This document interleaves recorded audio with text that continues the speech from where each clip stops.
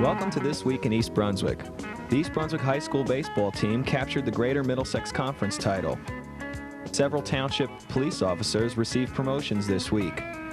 This week, the Youth Services Department at the library traveled to elementary schools in town to invite the kids to join their summer reading program.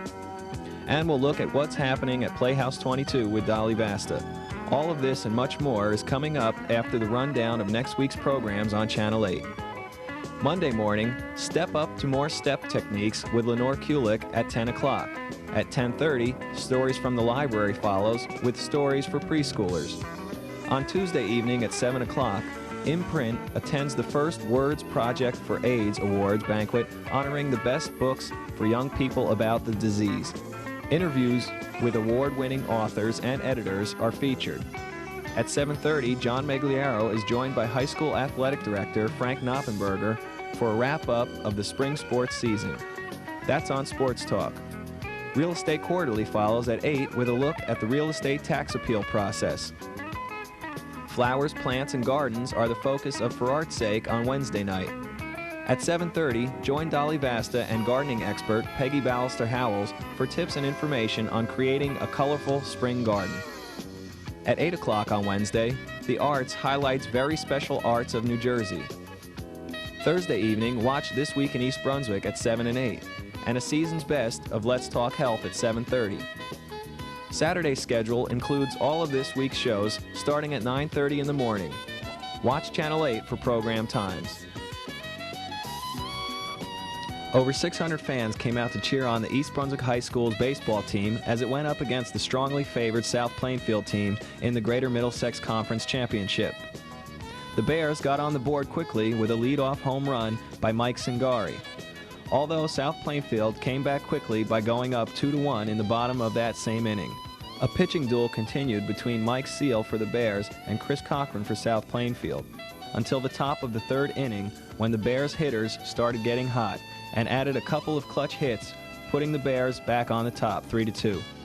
In the sixth inning, Alan Eng scored off a double by Ron Opaleski to give the Bears a 4-2 lead. Then in the top of the seventh inning, a series of errors and mental mistakes enabled the Bears to add on 2 more runs to make the score 6-2 going into the bottom of the seventh. Bears pitcher Mike Seal started the bottom of the seventh inning by issuing 3 straight walks. South Plainfield capitalized on the opportunity by scoring 3 runs to bring the score to within 1 run. With a 6-5 lead, 1 out, and a runner on third base, Mike Seal got the next 2 batters to ground out and strike out respectively to end the game and help the Bears capture their first Greater Middlesex Conference championship in 5 years. Mike Seal, a senior at East Brunswick High School, pitched the complete game and was credited with 8 walks, 8 strikeouts, and the win.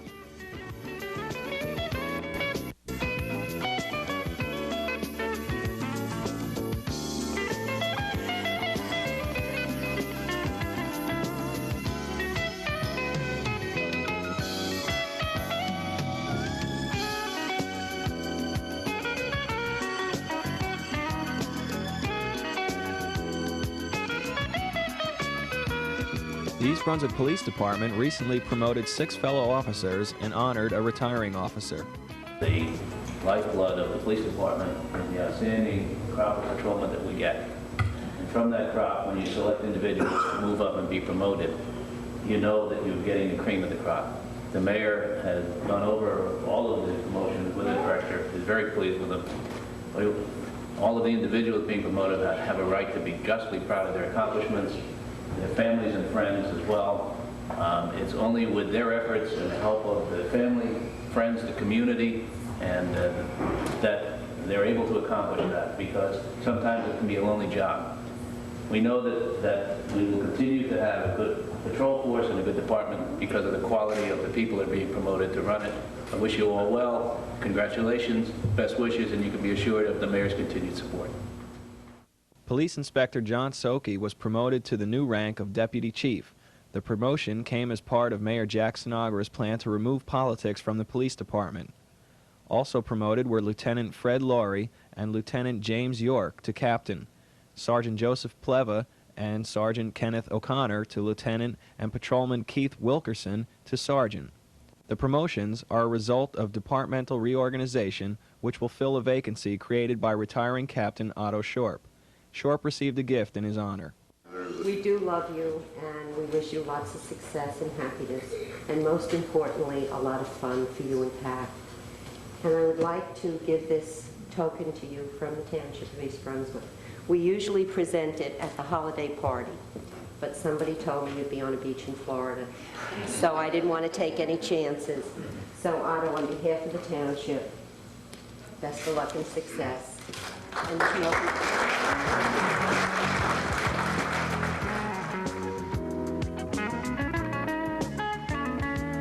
Hi, I'm Dolly Vasta. And I'm Don Gordon. And we're here to give you a Playhouse 22 Arts Update for this month. So, Don, I have a riddle for you. You do? Yes, what is I it? do. What is it? Okay. What's better than Shakespeare? Better than Shakespeare? What's better than Shakespeare? Puckamuck. Puck a what? Puckamuck. Oh, come on, Don. I asked you a serious question. What's better than Shakespeare? Well, that's my serious answer. Puckamuck is better than Shakespeare. Why is Puckamuck better than Shakespeare? Because Puckamuck is a musical spoof of Shakespeare, which takes off on Midsummer Night's Dream, plus music, plus costumes, plus laughing, plus jokes, and dancing, and singing. And It's wonderful, but where's it going to be? well, at Playhouse 22, of course. When? It opens Friday, June 7th at 8:30. That's opening night, and it's going to play Fridays, Saturdays, and Sundays until June 30th. Oh, that's a good time, yes. And if you'd like to reserve tickets after hearing this conversation, the number to call I'm is not so sure. 254-3939. That's right. In fact, you always get Don at the box office. He's head of our box office, and he's really a very super person with it. You sell a Isn't lot that of nice? tickets. Thank Yes, you you sell a lot very of much. tickets.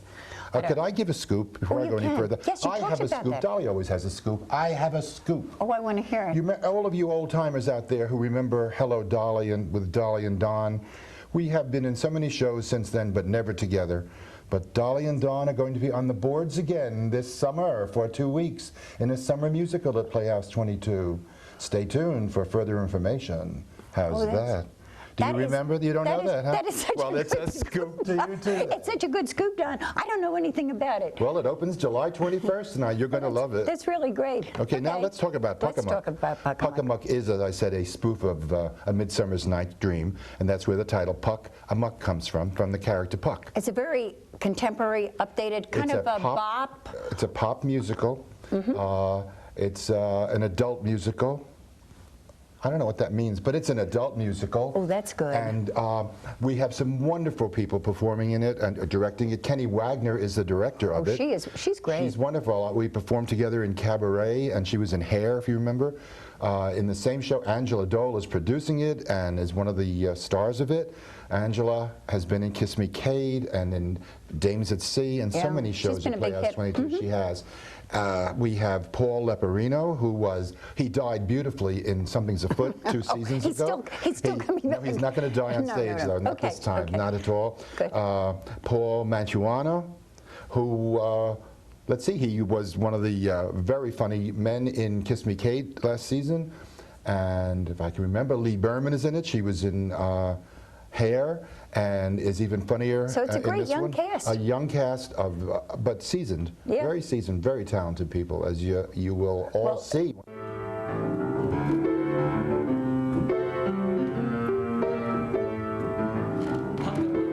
It's simply all that great pizzazz.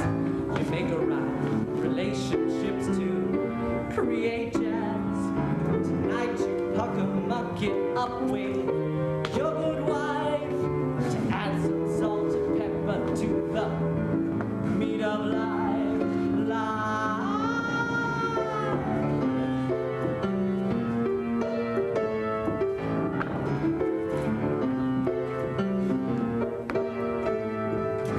And what about the jealousy you stir up when you wanna make a lukewarm love life cook again?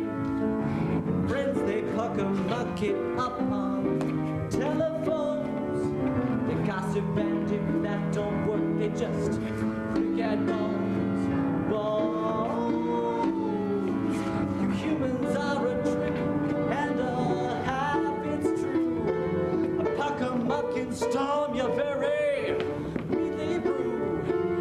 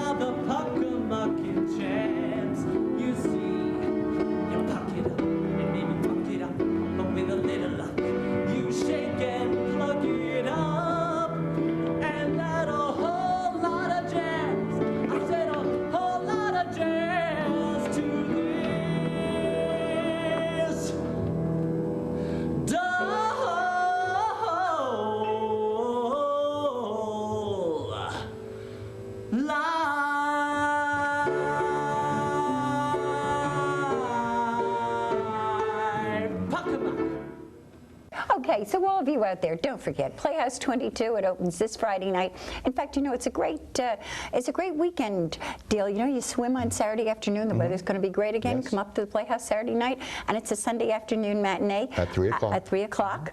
So don't miss it. We'll be there. We'll see you. Say hi.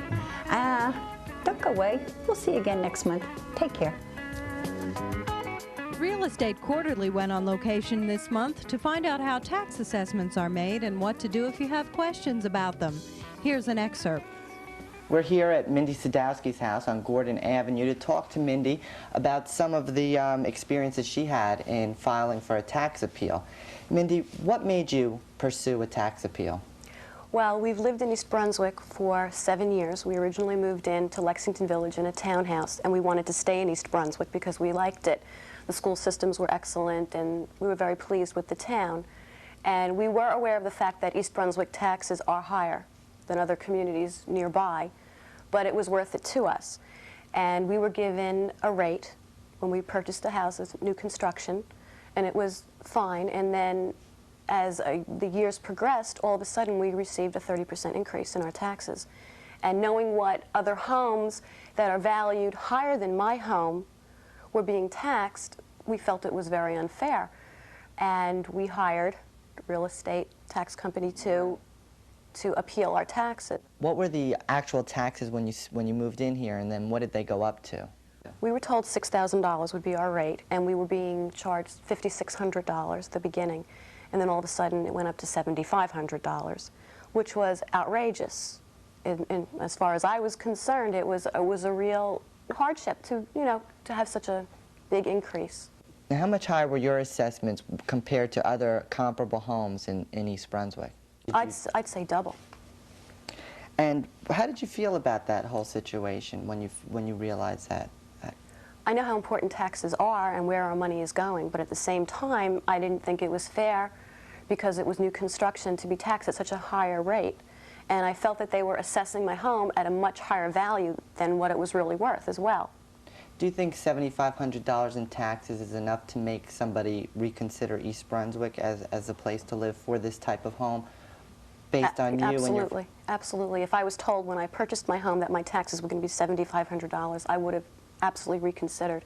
So what did you do? Tell me what you did when you realized $7,500 is outrageous. What was your next step? Well, we realized something had to be done about it, and my husband works and he's away quite frequently, and I have 2 children and I work, and we just felt that we couldn't do it ourselves, and we were recommended, a recommendation was made for this company that takes care of it. And we met and they went over everything with us, and we gave them all our specs and our bills and everything, and they just took it from there, and it was very easy for us because we just didn't have the time, especially because business hours are the only hours to take care of this. So it was really quite simple. Right, and in just a short while we're going to be speaking with George Yeager to talk about how other people can find out if they are overassessed and what can be done about it. Once you got your reduction, what was the reduction about? My reduction was almost $1,900 a year. And once you got it, did you get reimbursed for the years that you had paid? Well, there was a little mistake with the township. They sent me a letter saying, yes, we do owe you this money, and would you like it sent to you, or do you want it sent to your mortgage company to be credited? And I said I would like the check, and they sent it to the mortgage company anyway. And then I called the mortgage company, and they said, yes, we see, and after speaking with a number of people, and they said, we'll send you a check. And then I got a letter from them saying, we need a receipt of your canceled check, which there never was. So we had to call back, and we will be receiving the refund shortly. But this was okayed even before the township. The time between the appeal being won and the township saying, yes, we acknowledge this, was I'd say close to 4 months. It's just very backed up. So it's been, I'd say, 7, 8 months now since we won the appeal. And so the check should be coming any day, checks in the mail. You work, right? So you keep busy doing what? And so it makes it... Yes, I have my own company, Creative Kids, and I entertain at children's birthday parties with arts and crafts programs. So you get into a lot of homes, so you realize that you were paying. Oh, absolutely, absolutely. I see homes all over, and East Brunswick as well as North Brunswick, Princeton, and Freehold. I get a big realm, and so I see a lot of real estate, and I always try to keep up with the market and the values and what's going on in town. What would you say to other people who might feel that they're overassessed? Oh, I would say go for an appeal. I won, and I know a number of other people have won, and a $1,900 a year saving, it's better in my pocket than in the township's pocket. Right. Mindy, thanks so much for having us in your home. You're very welcome. Now we're going to be speaking with George Yeager to talk about just how you can file a tax appeal, and talk about how the assessed value is really what we're talking about, and not actually the annual taxes, and he'll explain that in just a moment. Real Estate Quarterly can be seen every Tuesday night in June at 8 o'clock.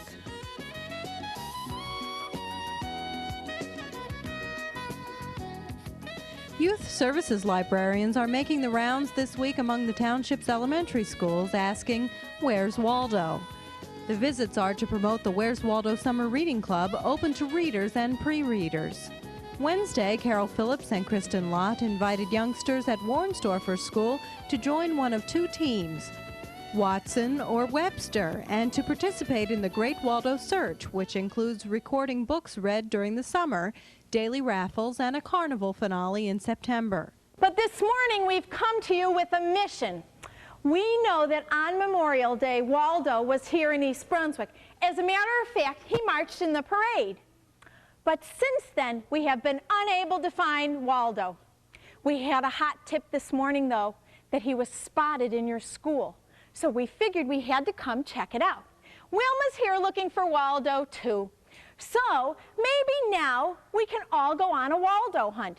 If you've ever been on a bear hunt, you'll know something about what our Waldo hunt will be like. Okay, we're going on a Waldo hunt. Okay? Okay. Let's go. Let's go.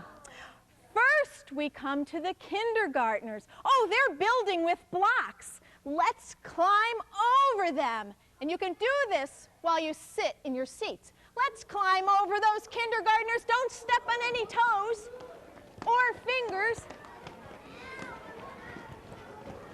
See Waldo anywhere?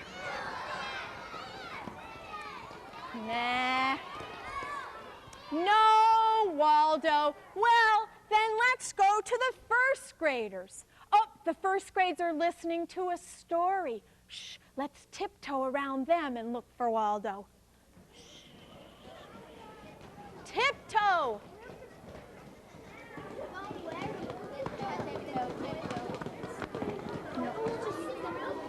Nope. No, Waldo. Well, next, we'd better go to the second grade. They're at music class. Let's march right through the second grade. Look for Waldo. Nah, still haven't found him. That's Wilma. That's not Waldo. Nope. No. This is not Waldo, and this is not Waldo. Waldo does not wear a skirt. This is Wilma. Okay, I didn't find him in the second grades. Let's go to the third grade classroom. Oh no, they're in math class and they're doing their times tables still. Let's run through there. Get out of there quick. Nah, no, Waldo. We know for a fact that Waldo's strong subject is not math. He was definitely not with the third graders. Registration begins Monday, June 10th. Another program requiring registration is Treasure Box. Children in grades 1 and up with a parent are invited to learn how to use origami to make a box for their treasures. That's Monday, June 17th at 7 p.m. Keep in mind the library will be closed Sunday beginning June 16th through Labor Day. The library will again offer a 4-week vacation loan period this summer. Vacation borrowing is available for all print material except new and travel books, audiobooks, and audio cassettes. Just request vacation borrowing at the circulation desk before checking out. Governor Jim Florio spoke before a small group of East Brunswick High School students at Independence Hall in Philadelphia Thursday morning. The students had represented New Jersey in the National Bicentennial Competition of the Constitution and Bill of Rights in Washington, D.C. The governor spoke about current controversial issues relating to the Bill of Rights and afterwards answered questions from the students. The Bill of Rights, of course, speaks to all of us in this nation, but I would suggest to you that it speaks to the world as well.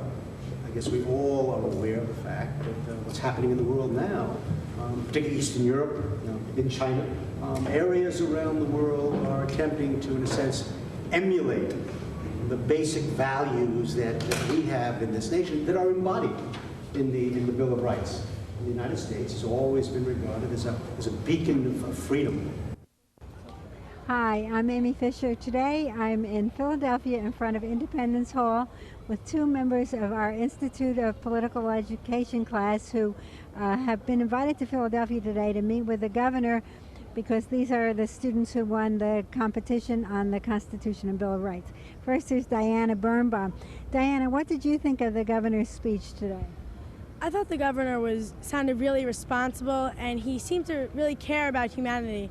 I wasn't really sure coming here to Philadelphia how he would give his speech, but he seemed to articulate everything very well and really showed that he cared about what happened to the people of New Jersey. And this is George Stapleton. George, the governor gave students an opportunity to ask questions. What was the question that you asked, and how did you feel about his answer? Well, I asked him, referring to the 14th Amendment that says that every person shall be granted equal protection of the laws by the states, I asked the governor whether he thought that meant that the states had to ensure that all students in all municipalities had equal education opportunities. And I thought that he explained himself very well in saying that, yes, we all do have that opportunity, that he called it an accident of what town you were born in shouldn't determine what education you receive. You seem to stress opportunity as really important. Are you happy that you had the opportunity to come here today?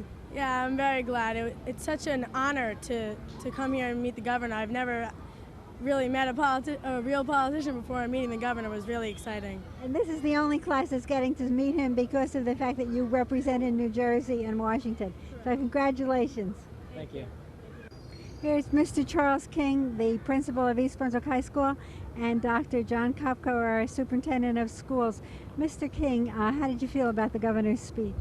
I was impressed. I had the opportunity last year to go to to Trenton, to the State House. And this year, again, he was extremely impressive. Our students asked some brilliant questions, I thought very penetrating questions, and he responded brilliantly. The last question he was asked is what right he thought was the most important within the Constitution. And as someone commented earlier, he hit a home run on that one. He did a spin-off on justice and how important the opportunity to move forward was, that everybody needed that chance to improve themselves. I was thoroughly impressed with the governor. It was outstanding.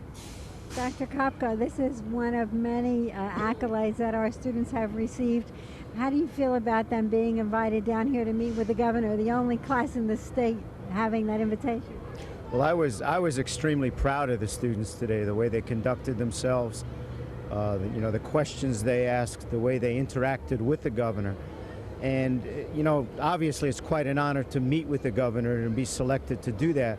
But I think these students have worked so hard during the year. They've been so intense with what they've done, with the Constitution and a Bill of Rights, that they really deserve this honor today. They deserved it and they earned it, and I'm very proud of them. At one point, the governor said these are the leaders of our future in our state, and I guess you think that's true, right, Mr. King? Well, when I was in Washington with them, and you saw how their comprehensive knowledge of the Constitution and Bill of Rights, as Dr. Kopko said, I mean, you couldn't help but be impressed, and you know that they're going to be the leaders of tomorrow, no question about it. Thank you very much.